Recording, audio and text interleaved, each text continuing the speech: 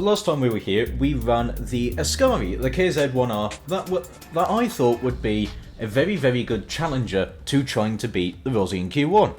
And it got fairly close, it was about 2 seconds off, but it wasn't close enough.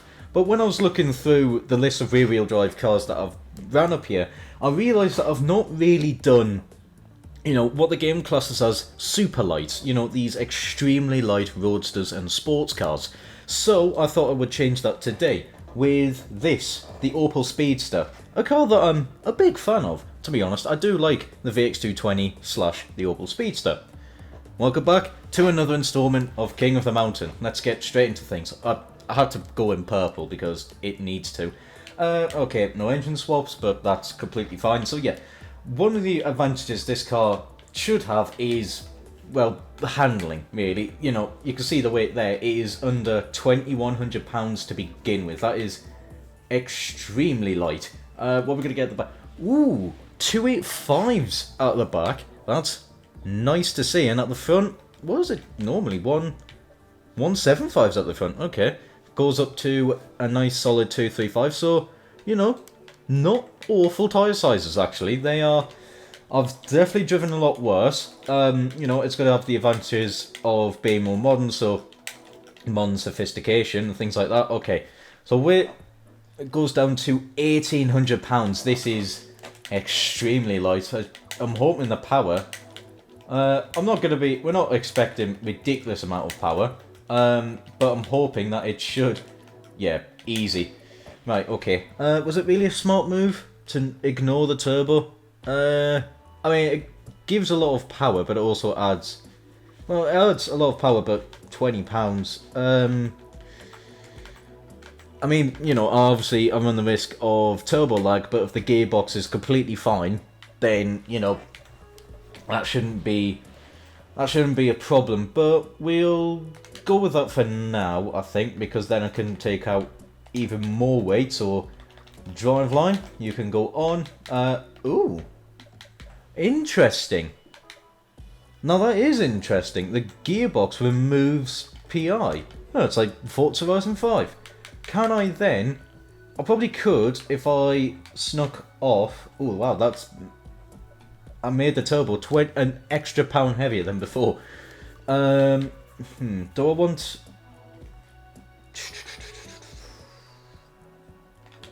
I don't think I'm going to actually get to the top of S-Class even if I don't. So, yeah, we'll do that. I've gotten a little bit more power now, but, of course, that cost has come with extra weight.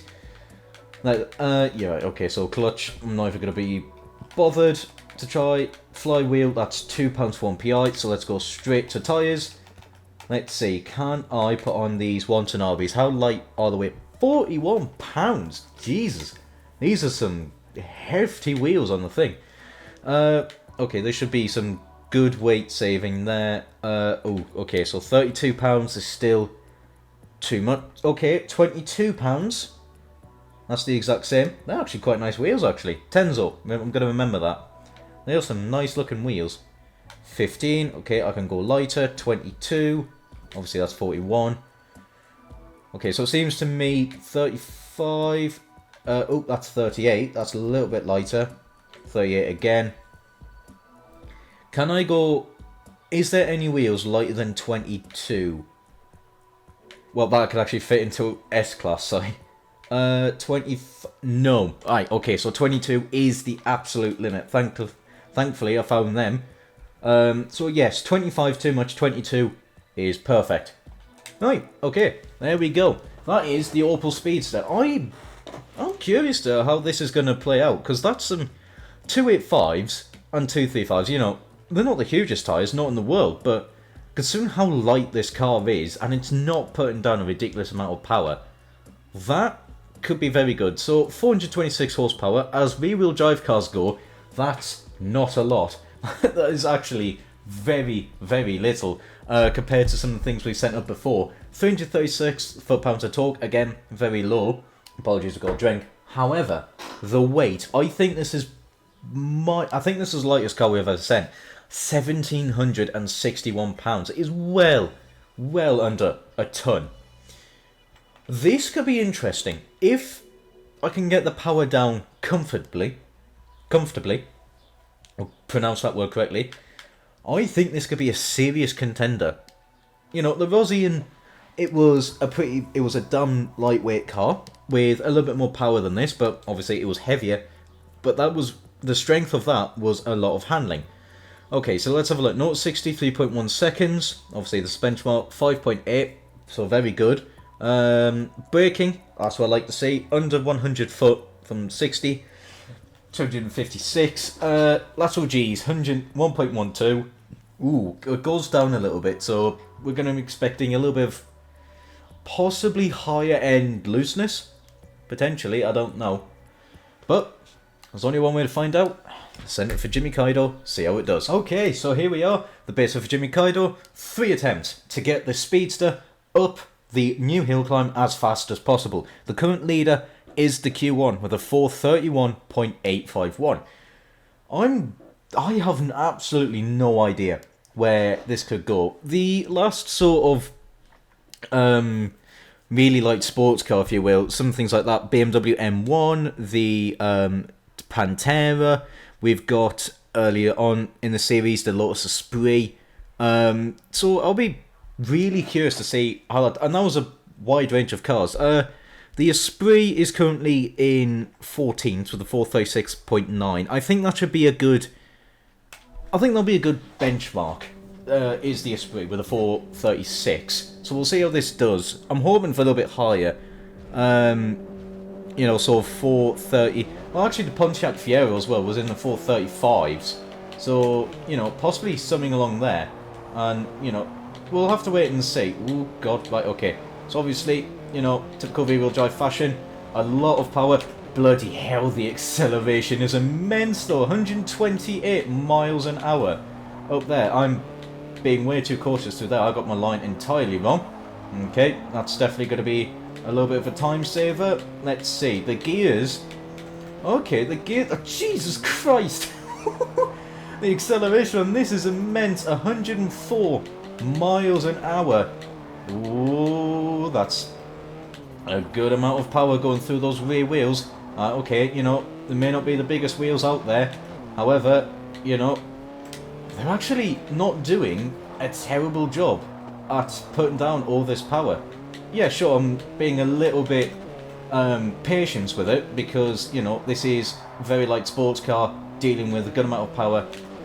The power to weight ratio is ridiculously high. You know, it's going to be higher than some of the very high powerful cars we've sent up here before. You know, so there is that. However, it is really doing a bloody damn good job at it. So, well, I'll be really curious. Look at that acceleration. Just 100 miles an hour. Okay, that was a lot of understeer though. I think that was from the weight transfer and things like that and the braking. Gotta be easy with that. I'm sort of glad that I didn't go mad with the turbo because, well, actually, I think it was a little bit. Sorry, I'm just trying to think. No, to be honest, I don't think the turbo would hinder it too much. It would only really be at that one corner, the 4 hairpins, where it would be a cause for alarm. Okay, that was the tiniest of lifts through there. It wasn't a great line. We're doing 135 miles an hour. This is ridiculously fast accelerating. Good grief. Right, okay. But, you know, acceleration aside, is it good enough to actually put down that power? You tell you what, it really is. It is damn good at putting down power at the same time. So, you know what, this could be a recipe for something incredibly fast. It really can be. Alright, okay, you know, understeer is quite a bit. However, you know, the fact that it's understeering, you know, means the rear end is nice. It's nice to know that the rear end isn't constantly trying to overtake the front. So, you know, it's going to be an absolute Larry monster. But even then, the understeer, it's not a lot. It really is not hideous. So, really, I'm actually loving how this drives. Really, really damn am. It's, like I said, only at the higher speeds, or at the lower speeds, it's darting through the corners nicely. You know, it's, ooh, okay, that's a little bit of a mistake from me. You know, that front end is getting through these corners nicely at the lower speed stuff. The rear end is, you know, behaving to my inputs.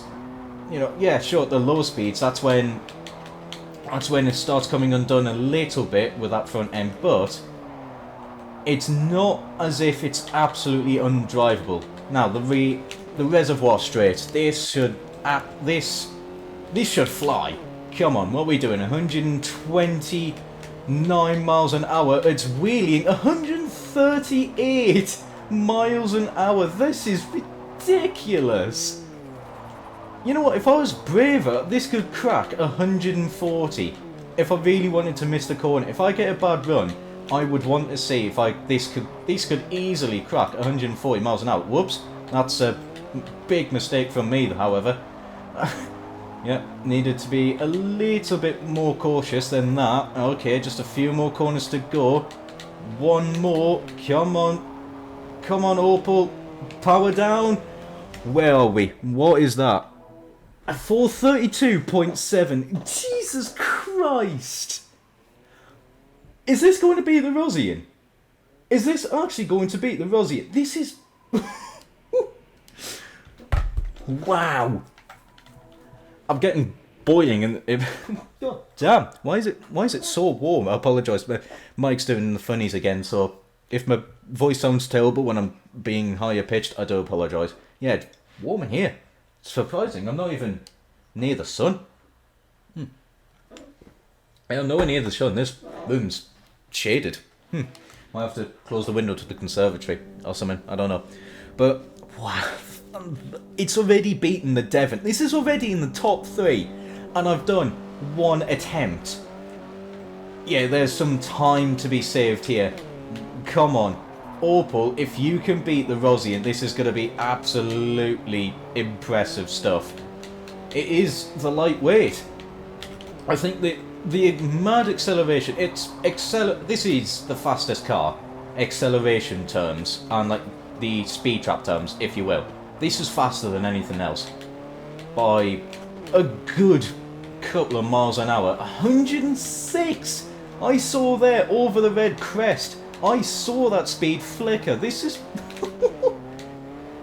My God above, this is glorious.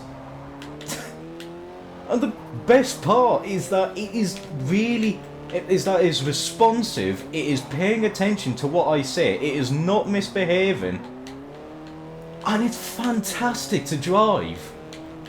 This shouldn't be as good as it is, but it is bloody fantastic. I am immediate love with the Opel Speedster.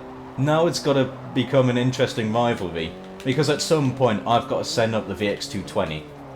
I've got to send up the VX220 Turbo and see, you know, if there is really, you know, I might have to try a different bit. Right, okay, so this is where, that is definitely where the Opel struggles, is the very fast corners where there is a braking zone. Okay, so for run 3, I've got to try and tackle that differently. I might need to brake early and lighter, because it really does not like that corner whatsoever. The run up to the 4 hairpins. Excuse me. Yeah. Okay, well that is something to note. That is something very much noteworthy, is the understeer at the higher speeds. And that's it, yeah, because that's not flat out through the river chicane. That is not flat out. But then when I'm able to get that power down, it just flies. It really does just fly. I think, actually, to be honest, no. I've just realised, so if I was thinking about possibly trying a lower gear, but then I've just looked at when I need to shift into 3rd, and no, that's not going to work whatsoever. Trying to just 2nd gear it to possibly be in a reduce, what is it, like lower gear, or higher gear, understeer, something along those lines. I think it's just a little bit of possibly weight transfer? I'm trying to think. But, you know, that's not what I'm here to do. I'm here to try and push this car to the absolute limit, because this has a very good chance at beating the Rosian. Right, okay, through the waterfall car park again, getting a little bit squirrely through there. However, I can deal with a little bit squirrely because it really does listen to what you do. You tell it to be sensible through these corners and not to spin light up the rear end. It will do that. It will just listen to you. Right, okay, that's a lot better, I think. Yeah, it does feel it. Okay, yeah, so that's what I've got to do for the final run, is just brake earlier and softer. And, you know, I think the understeer caused from braking or deceleration, I think it is just braking, will hopefully be minimised a lot more. That was possibly actually a little bit too slow through that corner there, through the hairpin up towards Reservoir Straight. Let's see, are we... Oh, we're going to a wheelie again, 138, get on those brakes, and it stops as well. The brakes are fantastic. My God. If this doesn't beat the Rosian, I will be massively surprised. I really will be, because this is incredible. Oh God, that was a little bit of a scary moment, but I'm glad I managed to stay alive. Howie, Opel, just one more corner to go. Sensibly does it. Boot it. Come on. It's beat the Rosian. It's gone faster than the Rosian by 2/10, and there's still time to be saved with this car. My God, that is nothing but impressive. That is absolute. I'm speechless. I'm speechless. Wow. Okay, come on. Final run.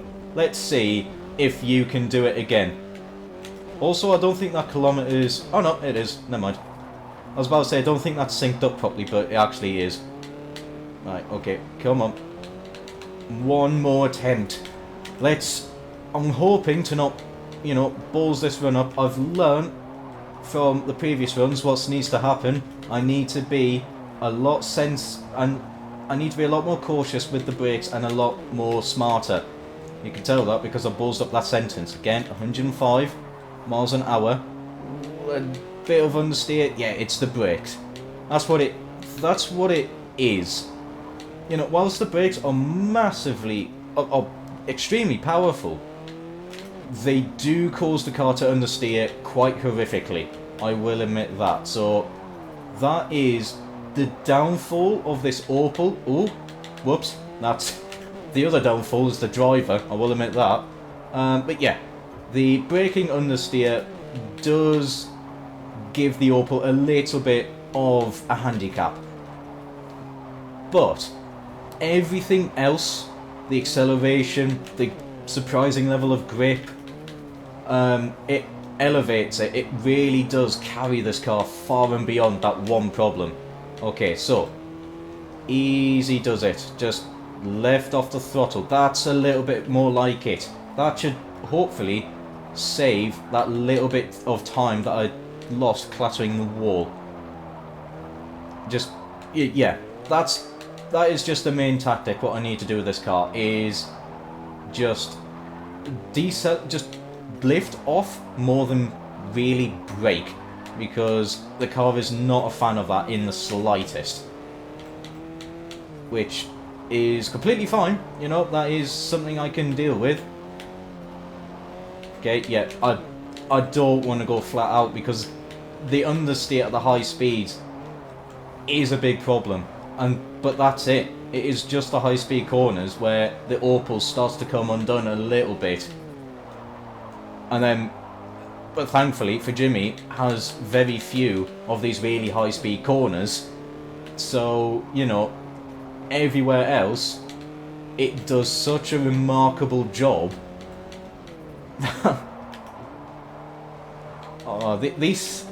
this is my favourite car that has been on the series. There has been some spectacularly good cars. The Rosian, for instance, the Devon, that really did surprise me. You know, some fantastic rear-wheel drive cars that may have seemed silly on paper, like the Fiero, and should not have worked, but it pulled out some absolute magical voodoo to set something that is more impressive than the cars that you would expect to do well. And I just love it. But the fact that this is just that extra step further. I mean, okay, you'd probably expect it to do decently well. You know, it's a fairly modern sports car. It's probably, well, you know, it's old enough to get you a drink now. 19, this Opel in the game. But, you know, the car's nearly 20 years old, but it's modern-ish. And it is very lightweight, with decent-sized tyres and things like that. So you would expect it to be very good. But the fact that it's just tackled the fact that it's became the new fastest car this quickly is just nothing but impressive to me. 139, slam on the brakes, and I managed to get it stopped. This could do 140 miles an hour. Easy. And it probably would actually get stopped. You'd probably run a smidge bit wide, but you would get it stopped for that corner, which is just remarkable. However, we've just got a few more corners to go. However, this felt like a very damn good run. Is it faster though? I don't think it's going to be a 430. Come on, just boot it! Ooh, it was close. An extra 0.3, a 431.316. And on the four-wheel drive leaderboard, that is what? That is faster than the 95 Mitsubishi Eclipse, which is in 7th. So, in the four-wheel drive leaderboard, the Opel Speedster would be 7th. That is ridiculous. But it has beaten the Rosian by how much? Let's get to discussing that now. So, after part 21, basically, the Rosian Q1 was leading. Now, we can finally put that to end with the new rear-wheel drive leader, the Opel Speedster, being, what is that? That is half a second faster than the Rosian. That is remarkable. Absolute, it's insane. You know, for the Rosian was incredible. It was really, really incredible. It drove great, it had good acceleration, and it was able to put its power down with no problems. This was that, but had even more acceleration, at the cost of, admittedly, with understeer. But that, the trade-off was still good enough to make it half a second faster. I really do love the Opel Speedster. It has been a remarkable car, and the fact that we managed to say, after however many rear-wheel drive cars have not gone quicker than Rosian, we can finally say there is a new king of the mountain, for two-wheel drive cars that is, at the minute. And that is the Opel Speedster. I have zero idea how many cars will beat this.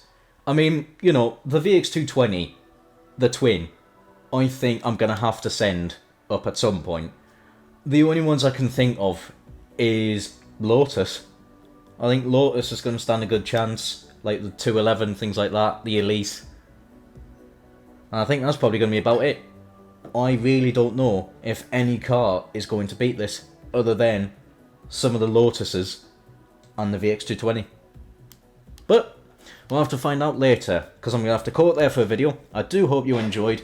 All feedback is appreciated. If you want to suggest a car, the comments is the place to do it.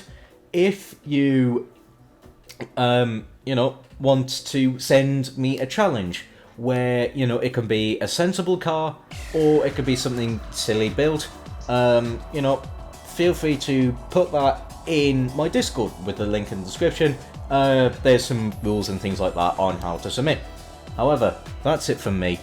Take care, and ciao for now.